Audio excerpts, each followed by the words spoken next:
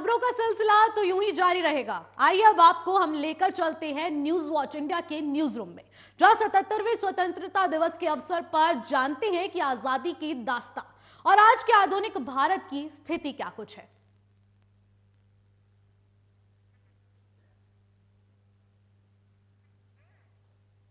तो चलिए अब आपको कुछ तस्वीरों के माध्यम से दिखाते हैं कि न्यूज वॉच इंडिया का न्यूज रूम क्या कुछ माहौल के साथ, पूरे जश्न के साथ यहां पर मौजूद है और बाकी मेरे सहयोगी भी वहां पर मौजूद हैं। तो मैं चाहूंगी सत्यम एक बार सबका परिचय करा दें और उसके बाद इस फिर से बातों का सिलसिला जारी रहेगा। दिवस की बहुत बहुत शुभकामनाएं। न्यूज वॉच इंडिया परिवार की तरफ से हमारे साथ हमारे कुछ सहयोगी बैठे हुए हैं। जितेंद्र सर हैं, के जी हमारे साथ बैठे हुए हैं और पंकज हमारी सहयोगी यहाँ पर मौजूद हैं और हमारे ओमशील हमारे साथ मौजूद हैं। तो चर्चा यहाँ पर हम इस मुद्दे पर कर रहे हैं कि हम 76 साल यानी कि आज़ादी के 76 साल कंप्लीट हो गए हैं और 77वां जो स्वतंत्रता दिवस है वो हम मना रहे हैं। इस दौरान सबसे पहले मैं जितेंद्र जी आपका रुख करूंगा कि 76 साल बीत गए, अब कितना भारत बदला है? भारत बहुत कुछ बदला है। 76 वर्षों में भारत जो है वो जमीन से आसमान में पहुंच गया है, चांद पे पहुंच गया है। हम दुनिया के उन चुनिंदा 3 देशों में 4 देशों में शामिल हो गए हैं, जिसके लिए भारत जो है वर्षों से परिश्रम कर रहा था। लेकिन इन सब के बीच एक सबसे महत्वपूर्ण सवाल आज भी बना हुआ है और वो महत्वपूर्ण सवाल ये है कि हिंदू इस देश में जिहादियों का दंश कब तक झेलेगा। आज हिंदू कब आज़ाद होगा उन पत्थरबाजों से, हिंदू कब आज़ाद होगा तमाम प्रकार के लैंड जिहाद से, मजार जिहाद से। हम चांद पे पहुंच गए हैं। देश का बंटवारा हुआ था हिंदू और मुस्लिम के आधार पे। ये तय हुआ था कि देश का एक एक मुसलमान पाकिस्तान जाएगा और पाकिस्तान का एक एक हिंदू हिंदुस्तान आएगा और इसी के आधार पे देश का बंटवारा हुआ। मगर वहाँ से हिंदू तो हिंदुस्तान आ गए पाकिस्तान से, लेकिन हिंदुस्तान का अधिकतर मुसलमान पाकिस्तान नहीं गए, कुछ को देश में ही रह गए और कुछ को साजिश के तहत देश में रखा गया और आज उसका परिणाम पूरा देश देख रहा है कि क्या हो रहा है। इसलिए आज सबसे बड़ी चुनौती देश के सामने ये है। इसको लेकर के अंबेडकर ने भी जो है कहा था कि हम इस पार्टीशन को तब तक नहीं मानेंगे जब तक इस पार्टीशन को पूर्ण नहीं किया जाएगा, पार्टीशन के शर्तों को पूर्ण नहीं किया जाएगा। और वो पार्टीशन का शर्त था कि हिंदुस्तान का एक एक मुसलमान पाकिस्तान जाएगा। ठीक है, नहीं गए, यहाँ पर रह गए। कुछ को पश्चिम बंगाल में गांधी ने अनशन बैठ करके रख लिया। आज मेवात जल रहा है। क्यों जल रहा है? क्योंकि मेवाती मुसलमानों को रोकने का काम गांधी ने किया। अगर आज उनको मेवात के अंदर में नहीं रोका गया, उस वक्त नहीं रोका गया होता तो आज मेवात नहीं जलता। आज हिंदू इस देश में अपनी धार्मिक शोभा यात्रा नहीं निकाल पा रहा है। वो दशहरे के ऊपर अपना दुर्गा पूजा, रामनवमी का कोई भी जुलूस नहीं निकाल पा रहा है, क्योंकि उसके ऊपर पत्थर फेंके जा रहे हैं। जिस हिंदुस्तान ने इस विश्वास पर एक अलग उनको मुस्लिम राष्ट्र दिया, उसके बावजूद भी इस हिंदुस्तान में अगर वो आज सुरक्षित नहीं है तो फिर हिंदू कहाँ सुरक्षित होगा। 76 वर्षों बाद हिंदुस्तान के हिंदुओं के लिए सबसे बड़ा प्रश्न आज भी बना हुआ है। बिल्कुल, अभी भी वो प्रश्न बना हुआ है। कृष्णकांत जी हमारे साथ जुड़े हुए हैं। कृष्णकांत जी, आप क्या देखते हैं, कितना भारत बदला है इन 76 सालों में? देखिए, सबसे बड़ी बात जो मुझे लग रही है कि आज़ादी के इतने सालों में 77 साल हो गए, एक विकास यात्रा है। और स्वतंत्रता का जो सही मायने में अर्थ होता है कि विकास की इस यात्रा को एक अंतिम पौधान तक पहुंचाना। भारत का एक एक नागरिक को यह एहसास हो कि हम स्वतंत्र हैं और स्वतंत्रता के लिए जो वास्तविक चीज़ें होनी चाहिए उनको हो।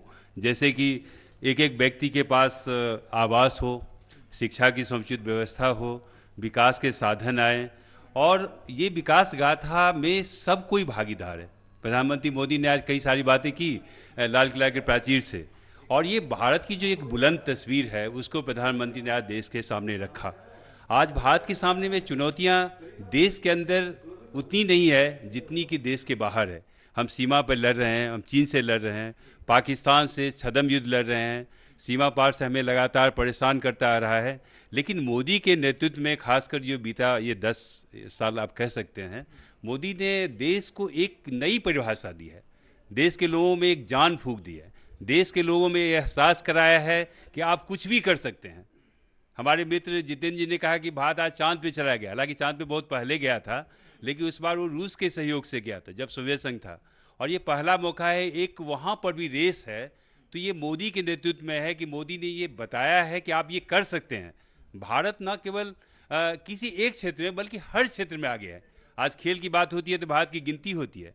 एक समय था कि ओलंपिक में केवल अमेरिका की चर्चा होती थी या रूस की चर्चा होती थी, ग्रेट ब्रिटेन की होती थी, जर्मनी की होती थी, इटली की होती थी, रोमानिया की होती थी। आप बिलीव नहीं कर सके खेलों में हमने कितना विकास किया है। 83 में हमने वर्ल्ड कप जीता क्रिकेट में। उसके बाद आप देखिए कि भारत के लड़के और लड़कियां हर क्षेत्र में आगे बढ़ रही हैं।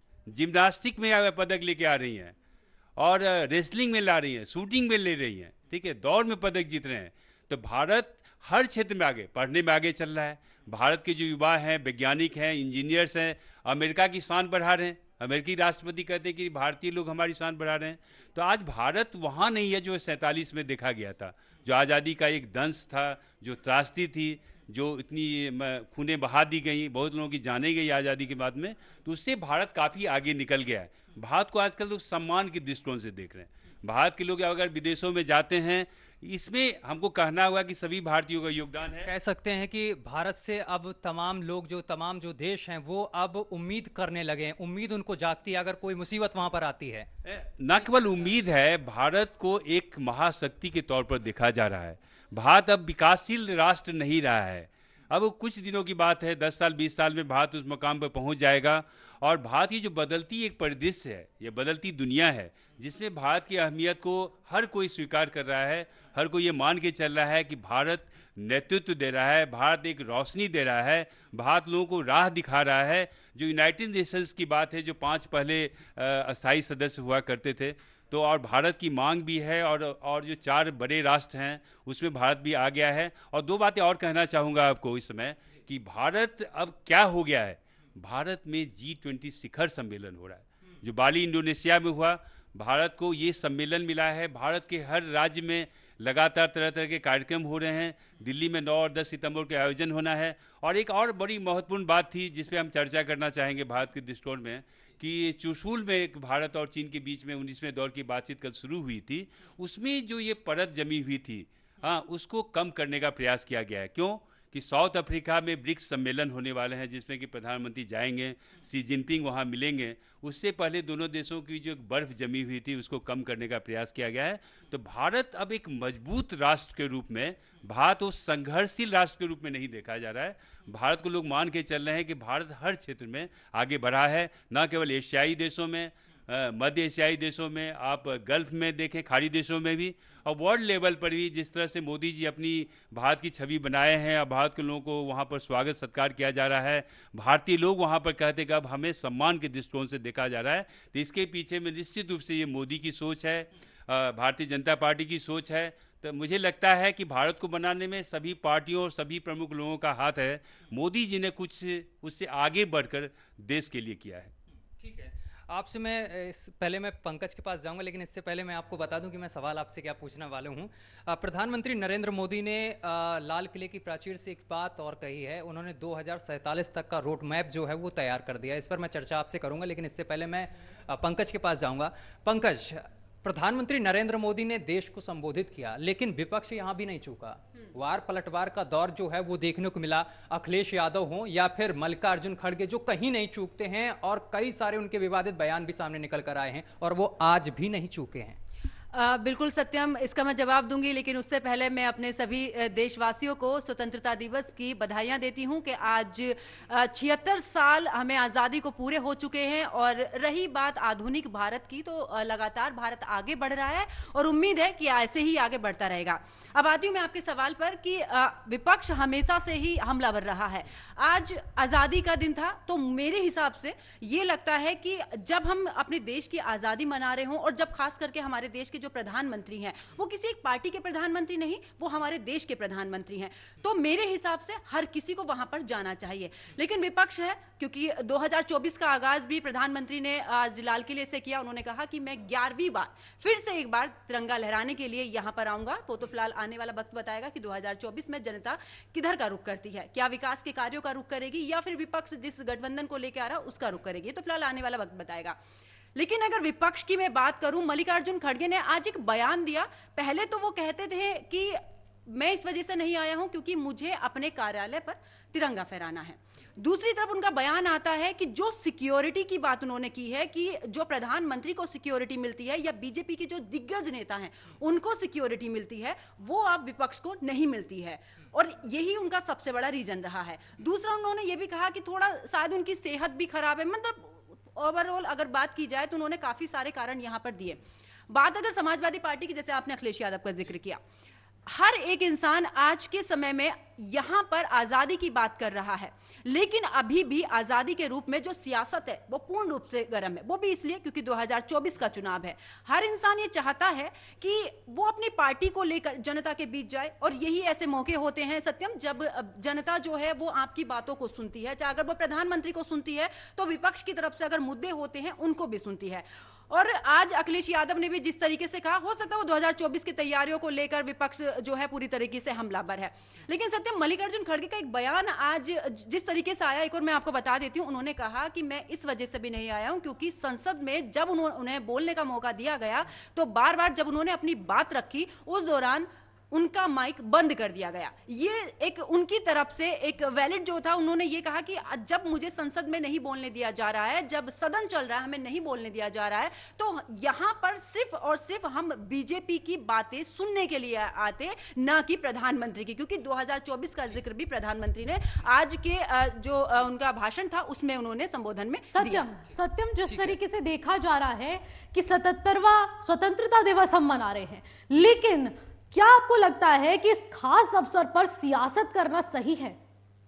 हाँ, देखिए, सियासत जो है वो आज से नहीं, सियासत तो लगातार, चाहे चुनाव हो चाहे फिर कोई अच्छा काम हो देश में, सियासत तो शुरू होती है। देखा जाए अभी संसद का निर्माण हो रहा था, उसमें भी सियासत हुई थी और पक्ष विपक्ष दो फड़ों में बट गया था, ये भी देखने को मिला था। सियासत लगातार जारी है। मैं ओमशील का जिक्र करूंगा, यहाँ पर ओमशील हमारे मौजूद हैं।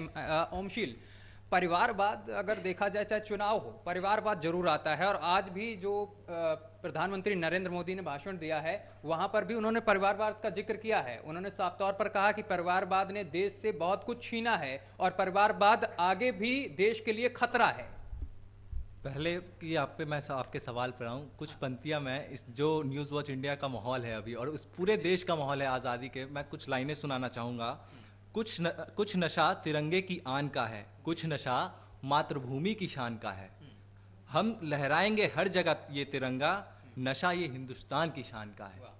तो देश आज़ादी का अमृत महोत्सव मना रहा है, और बड़ी बात ये हो जाती है जब लाल किले पे प्रधानमंत्री अपना भाषण देते हैं तो कई महत्वपूर्ण बिंदुओं पर वो चर्चा करते हैं। चाहे हम वो बात करें G20 की अध्यक्षता कर रहा है भारत, उसकी बात हो, या फिर 100 साल आज़ादी के पूरे होंगे 2047 में, उसकी बात हो। उन्होंने कहा कि विकसित भारत कहलाएगा और दुनिया भर में तिरंगा देखा जाएगा। और चाहे हम, और उन्होंने ये भी बात किया कि परिवारवाद और तुष्टीकरण से भारत को निपटना होगा और भारत उस दिशा में आगे बढ़ रहा है। तो कहीं ना कहीं प्रधानमंत्री का भी रुख साफ है, और उन्होंने उसी लाल किले से ये भी आगाज कर दिया कि मैं 11वीं बार भी यहीं से आके भाषण दूंगा, इसी लाल किले से। तो उनका आत्मविश्वास भी साफ तौर पर दर्शाता है कि वो कितना कितना कॉन्फिडेंट है आने वाले चुनाव को लेकर, और उनकी क्या चुनाव की रणनीति है। देखिए, ओमशील ने वही बात कह दी जो मैं आपसे सवाल किया था कि 11वीं बार का उन्होंने जिक्र कर दिया कि मैं आऊंगा और यहीं से भाषण दूंगा, पूरे देश को संबोधित करूंगा, और यहां पर वो 2047 तक का पूरा रोड मैप तैयार करके गए हैं। बिल्कुल सत्यम, जिस प्रकार से प्रधानमंत्री नरेंद्र मोदी ने अपने पूरे विजन को आज लाल किले की प्राचीर से स्पष्ट किया है, इससे जाहिर होता है कि प्रधानमंत्री आश्वस्त हैं कि वो 2024 में पूर्ण बहुमत के साथ जीत करके एक बार फिर से देश के प्रधानमंत्री बनेंगे और 11वीं बार फिर से लाल किला पर उपस्थित होकर के और जो है ध्वजारोहण करेंगे। रही बात 2047 की विजन की या 2047 की जो पूरी उन्होंने जो रोड मैप के बारे में बात की है प्रधानमंत्री जी ने, तो उनके कई सारे ऐसे विजन हैं। बार बार प्रधानमंत्री जी एक बात का जिक्र करते हैं कि हमें भारत को जो है वो $1 ट्रिलियन इकोनॉमी बनाना है। तो भारत जो है उस ओर कहीं ना कहीं अब धीरे धीरे अग्रसर होने लगा है। कुछ दिन पहले देखा था कि आर्थिक जो है मंदी की बात हो रही थी, या कहा जा रहा था कि भारत में जो है कोविड के बाद से तो बहुत पीछे जो है देश चला जाएगा, इसको तो उबरने में कम से कम जो है वो बरसों लग जाएंगे। लेकिन कोविड कब आया कब गया, अब भारत की इकोनॉमी कितनी तेज़ी से ग्रो हुई और भारत के अंदर आज किसी भी प्रकार की मंदी जैसी स्थिति नहीं है। साथ ही साथ जॉब की बात करें तो बड़े पैमाने पर भारत के अंदर जो है युवाओं को रोजगार मिल रहा है। लेकिन जो बुनियादी तौर पे बात करें तो वो सबसे महत्वपूर्ण ये हो जाता है कि आज भी बहुत सारे ऐसे लोग हैं जिनके पास आवास नहीं है। आज भी बहुत सारे ऐसे लोग हैं जिनके पास सिर्फ एक वक्त के ही खाने की व्यवस्था हो पाती है। बहुत से ऐसे लोग हैं जो आज भी सैनिटेशन जैसे विषयों से जो है वंचित हैं। भले घोषणा हम करें कि हम 100% इसके ऊपर जो है अपनी जीत हासिल कर ली है, लेकिन गांव में देखें तो आज भी कई सारे ऐसे गांव हैं जहां पर पानी शुद्ध उनको जो है मुहैया नहीं हो पा रहा है। शौचालय तक की आज भी अभाव है हमारे देश के अंदर में। आज भी बहुत सारे ऐसे विद्यालय हैं गाँव के अंदर में जो पेड़ के नीचे या खंडहर जैसे बिल्डिंग के अंदर चल रहे हैं। तमाम सारे ऐसे टेक्नोलॉजी हैं, बहुत सारे ऐसे संसाधन हैं जिसको लेकर के हमें विदेशों के ऊपर निर्भर आज भी है। जैसे अगर जो है अगर आर्म्स के सेक्टर के अंदर अगर बात करें तो भारत धीरे धीरे जो है वो जो विदेशों से सबसे ज़्यादा जो अपना एक बजट का हिस्सा खर्च करता है आर्म्स डील के ऊपर, वो धीरे धीरे भारत जो है अब आत्मनिर्भर होते जा रहा है। आज भारत जो है अपने स्वदेशी हल्के। तो आपने देखा न्यूज रूम से आजादी की दास्ता का ये खूबसूरत दृश्य। तो जिस तरीके से न्यूज रूम से कुछ मेरे सहयोगी भी वहां पर मौजूद थे जिन्होंने इस महत्वपूर्ण अवसर पर कुछ चर्चा की और आप लोगों तक उस मैसेज को पहुंचाने की कोशिश की जो लगातार अब सुर्खियों में बना हुआ है। 77वें स्वतंत्रता दिवस का आगाज तो हो चुका है, सबके चेहरों पर मुस्कान है, लेकिन यहां पर 2024 के चुनाव का बिगुल भी फूंक दिया गया है। प्रधानमंत्री द्वारा लाल किले के प्राचीर से यह भी शंखनाद कर दिया गया है कि अब 2024 में फिर से मैं यहां पर आऊंगा और फिर से देश को संबोधित करूंगा। तो फिलहाल मेरे साथ बस इतना ही। देश और दुनिया की तमाम बड़ी खबरों के लिए देखते रहिएगा न्यूज वॉच इंडिया। तब तक के लिए नमस्कार।